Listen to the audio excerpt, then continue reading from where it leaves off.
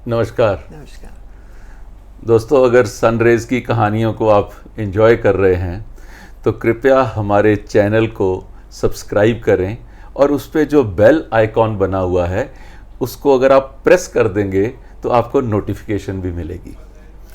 आज की कहानी में एक बर्तन है कुछ इस तरह, जिसमें पानी भी है और कुछ बर्फ़ के टुकड़े हैं, और पानी और बर्फ़ के टुकड़ों के बीच का संवाद है।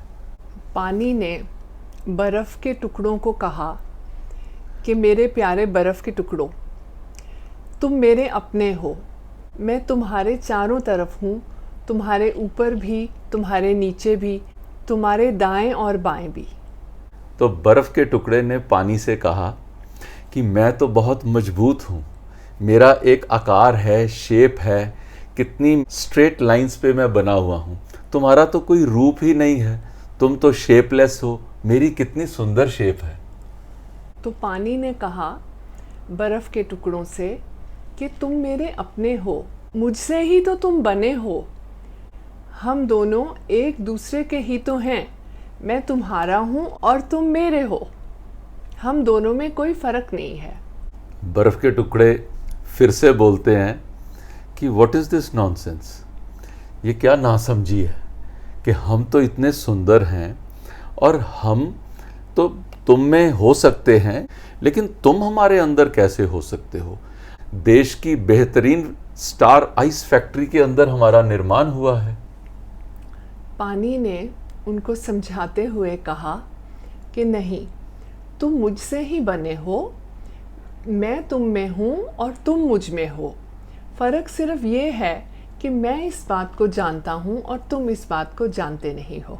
बर्फ़ के टुकड़े एक बार फिर बोले कि हम तो सोने की तरह शुद्ध हैं, हमारे सामने तुम्हारी क्या हैसियत है। जैसे ही उन्होंने ये बात कही, उसके साथ ही साथ बर्फ़ के टुकड़े पिघलने शुरू हो गए। अब वो बर्फ़ के टुकड़े चाहते थे कि वो अपनी शेप को बनाकर रखें।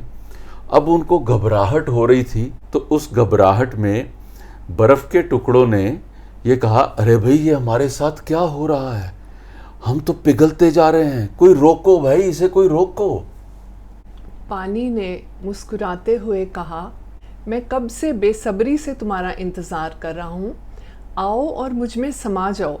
इस बार बर्फ़ के टुकड़े कुछ घबराहट में फिर से बोले, नहीं नहीं, हमें जाने दो, हमें अभी बहुत काम करने हैं, बहुत दूर तक हमें जाना है, हमें छूने की कोशिश ना करो।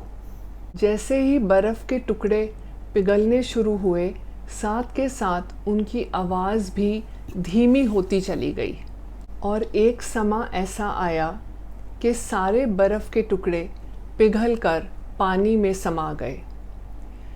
पानी मुस्कुराया और शांत हो गया, क्योंकि जो उसका था उसे वापस मिल गया। जो चीज़ उसकी थी वो उसके पास वापस आ गई। इसी तरह से हम भी 5 तत्वों से बने हैं। मनुष्य का शरीर 5 तत्वों से बना है: धरती, आकाश, वायु, जल और अग्नि। ये 5 तत्वों के मिश्रण से हम सब बने, लेकिन इस बात को हम ज़िंदगी भर शायद याद नहीं करते। जब हमारी मृत्यु होती है तो हमारा शरीर वापस इन 5 तत्वों में विलीन हो जाता है। प्रिया, मुझे कबीर जी का दोहा याद आ रहा था, माटी कहे कुम्हार से, तू क्या रौंदे मोहे, एक दिन ऐसा आएगा मैं रौंदूंगी तोहे। इसी तरह से व्यक्ति भी सोचता है कि मेरा तो कभी अंत होगा ही नहीं, और वो 5 तत्वों के साथ खिलवाड़ करता जाता है। आपने भी देखा होगा कि धरती माँ हमें सब कुछ देती है, लेकिन हमने अपने लालच में वो धरती माँ से भी अपनी ज़रूरत से अधिक लेना शुरू कर दिया।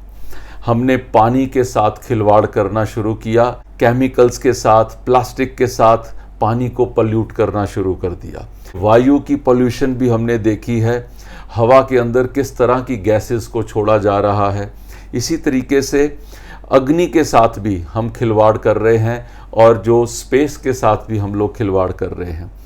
ये कहानी हमें ये सिखाती है कि एक दिन जीवन का अंत होगा तो हम इन्हीं पंच तत्वों में विलीन हो जाएंगे, लेकिन हम मानते नहीं हैं कि हम इन पंच तत्वों से बने हैं और हमें जीवन भर इन पंच तत्वों का सम्मान रखना है। हम आशा करते हैं कि सनरेज की कहानियाँ आपके जीवन में कुछ ना कुछ सुधार ला रही हैं। अगर सनरेज की कहानियों से आपको कुछ प्रेरणा मिल रही है तो हम दोनों सोचेंगे कि हमारा प्रयास सफल हुआ। धन्यवाद।